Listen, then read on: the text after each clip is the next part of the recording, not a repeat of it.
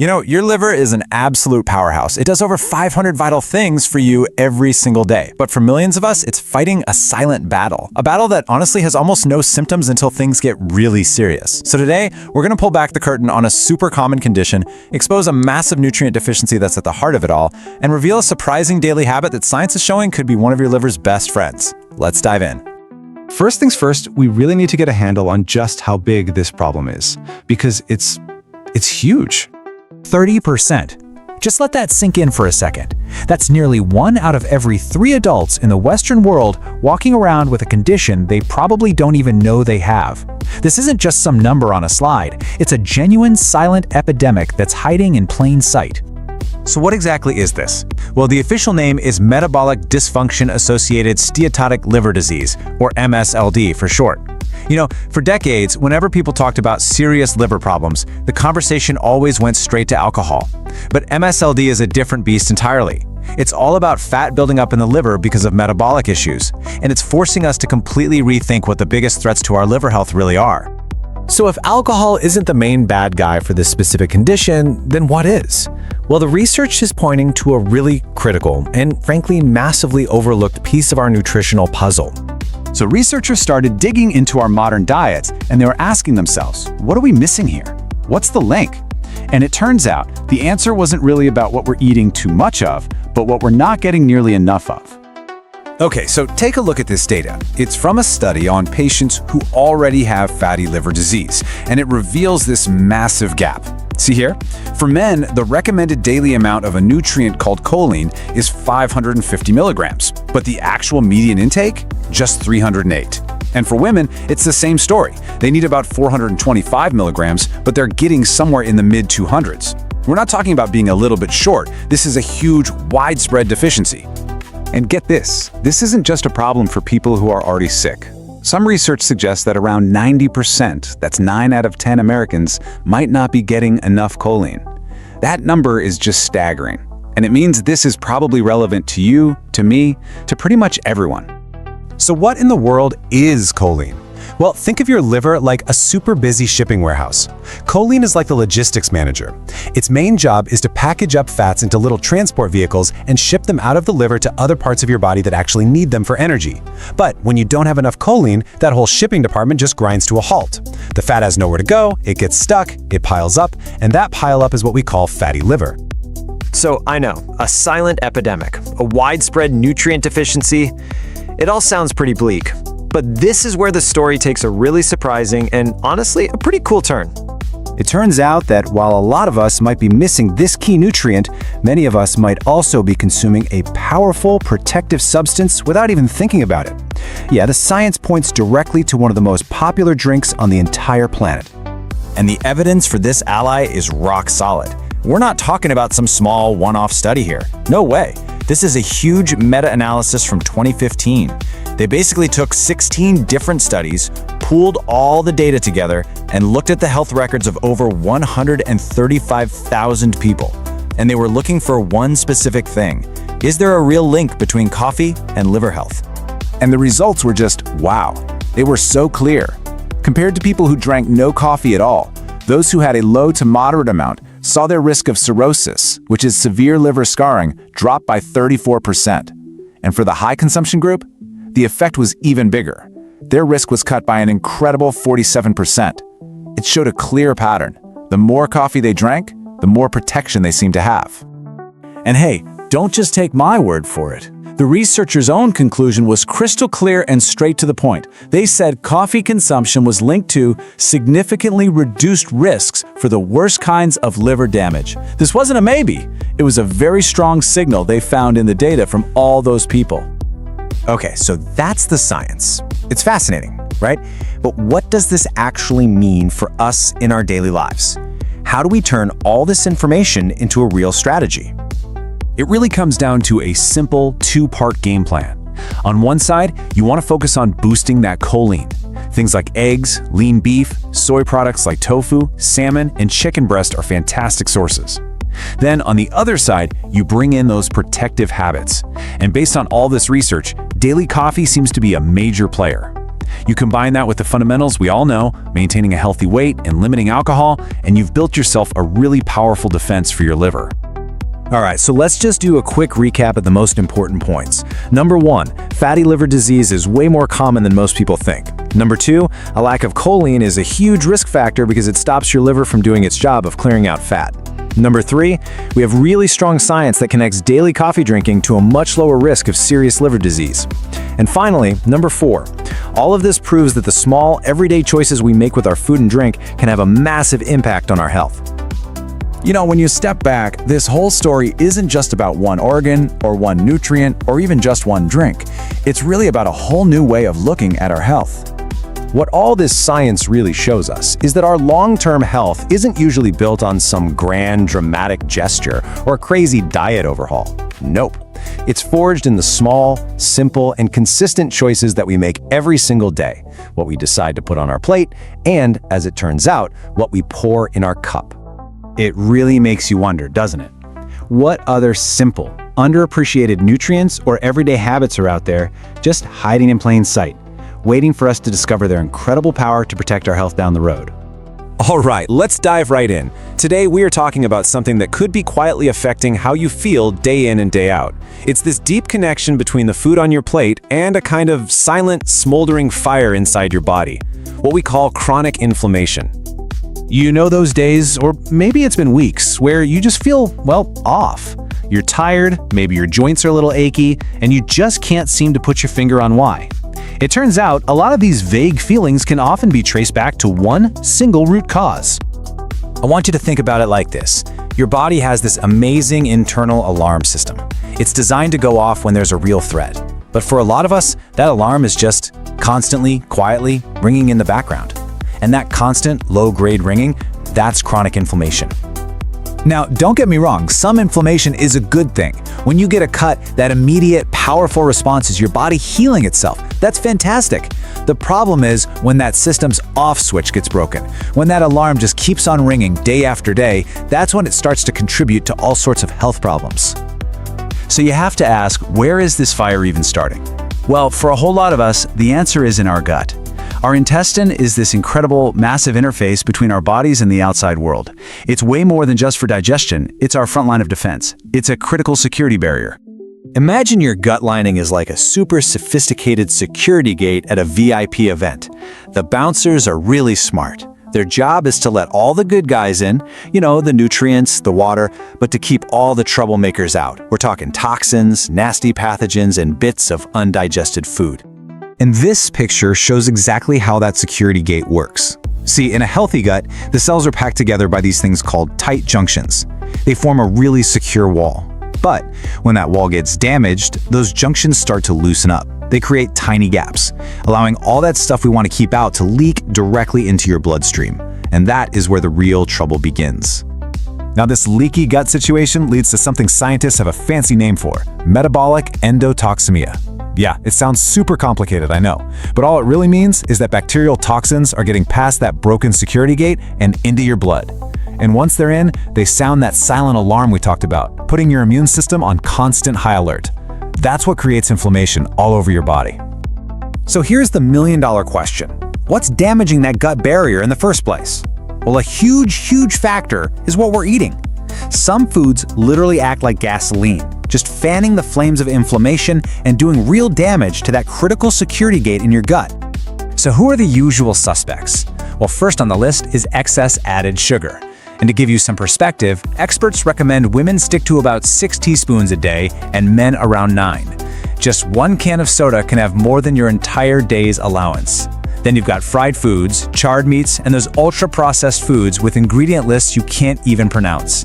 And finally, some of those industrial seed oils are major culprits too. Here's a really simple way to think about it. Over here, you've got a plain baked potato. It's a whole food pretty much exactly as it came out of the ground. And over here, you have potato chips, right? Same original ingredient, but now it's been sliced super thin, fried in industrial oils, and coated with salt. That single choice makes a world of difference for inflammation. And you can just see the difference. When you choose foods that are closer to their natural state, you're getting more of the good stuff, nutrients, fiber, and way fewer of those inflammatory triggers. It's such a simple rule of thumb, but it can make a massive difference for your health. Okay, that's enough about what starts the fire. Let's talk about the firefighters, because the best news of all is that your diet also gives you this incredibly powerful toolkit to cool things down, repair that gut barrier, and get your body back in balance. Think of these guys as your dietary first responders. You've got antioxidants, which are like cellular bodyguards, protecting your cells from damage. You've got phytonutrients. These are the compounds that give plants their amazing colors, and they actively cool inflammation. Omega-3 fats are powerhouse anti-inflammatory agents. And then prebiotics, which is really just a fancy word for certain types of fiber. They are the food for the good bacteria in your gut, helping them repair that all-important barrier. And that brings us to maybe the simplest, most powerful advice out there. Eat the rainbow. You see those gorgeous, vibrant colors in fruits and veggies? They're not just there to look pretty. They come from phytonutrients. The deep red in a beet, the bright orange in a carrot, the rich green in spinach. Every single color represents a different family of inflammation-fighting compounds. It's amazing.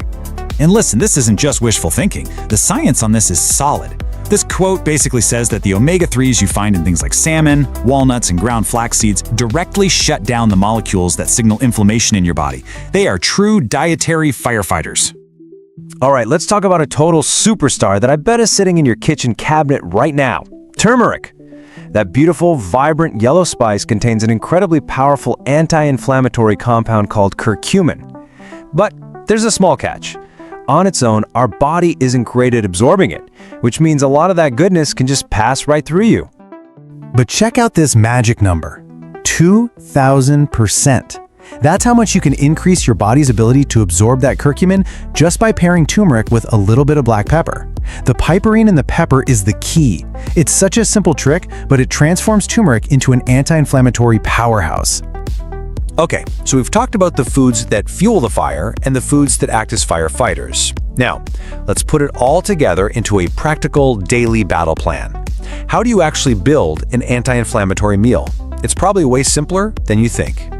Your whole strategy doesn't require any complicated calorie counting or weird math. All you need is a regular 9-inch plate. Seriously, this simple visual tool is going to help you build balanced, inflammation-fighting meals every single time.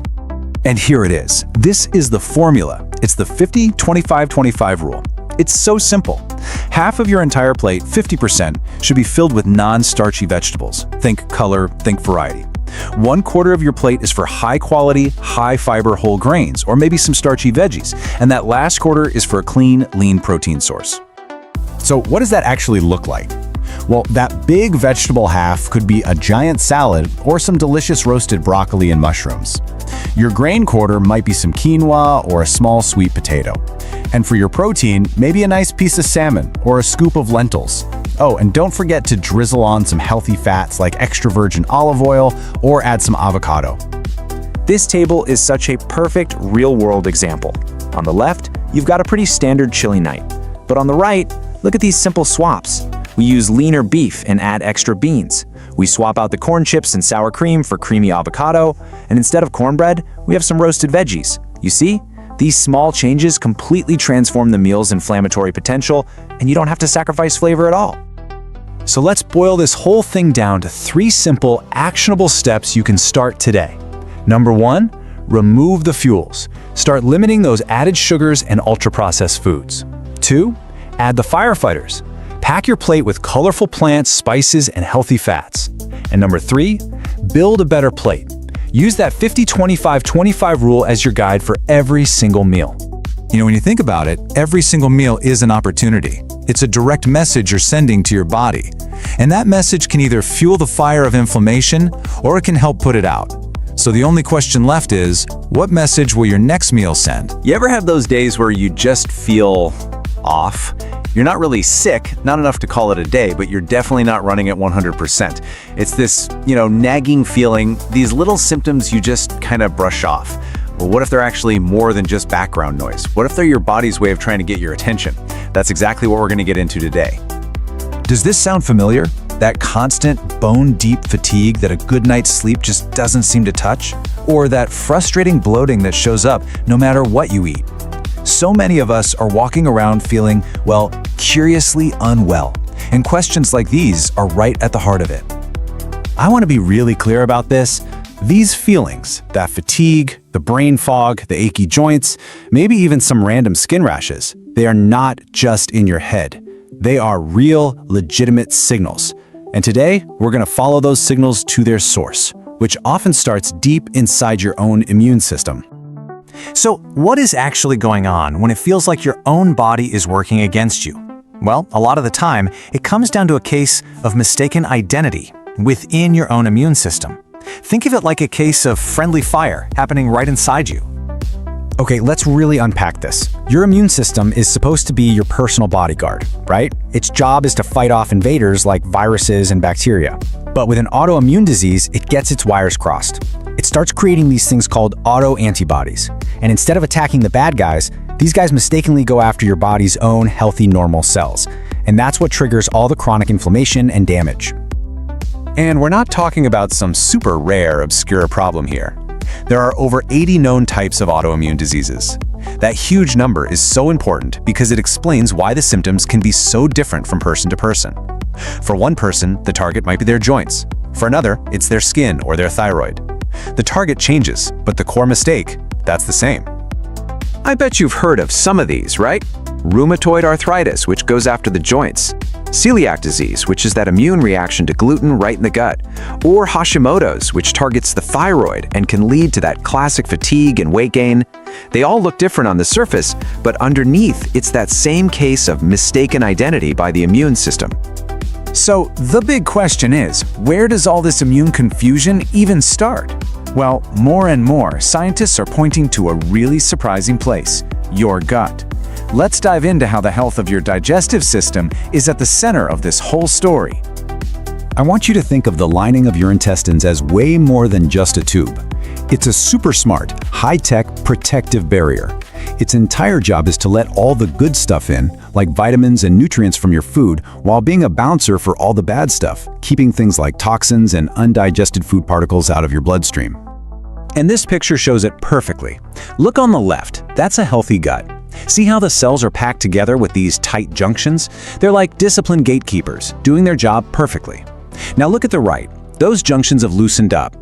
This is what scientists call increased intestinal permeability, but you've probably heard it called leaky gut. And when those gates are left open, all sorts of things can slip through into your bloodstream, which, you guessed it, can totally freak out your immune system.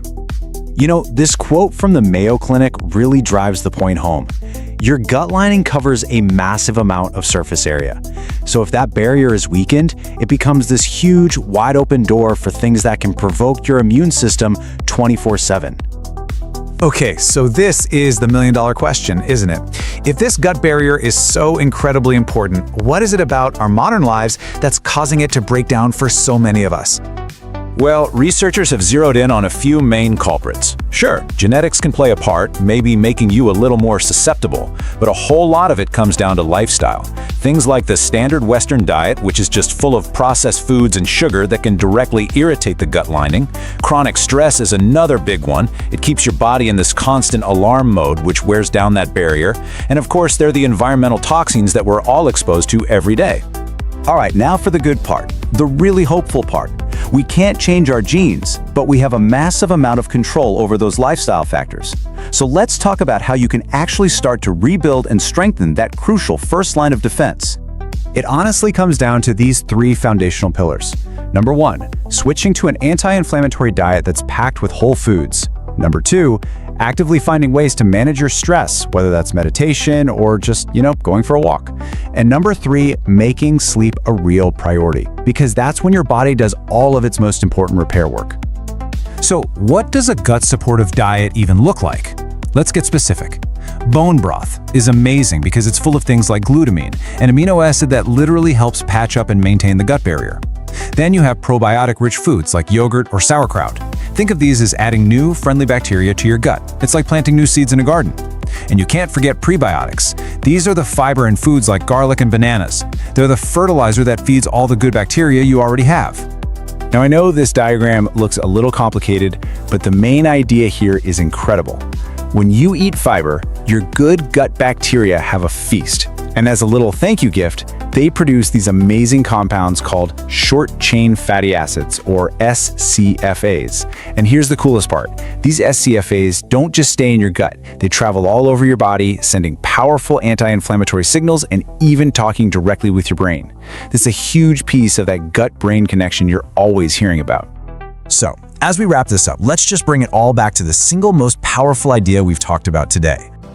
If you take one thing away from our time together, let it be this. The path to feeling better, to supporting your immune system, and finally getting a handle on those nagging symptoms, it so often starts in your gut. It is the most powerful place you can begin. And of course, it is absolutely essential to remember that this is all for educational purposes.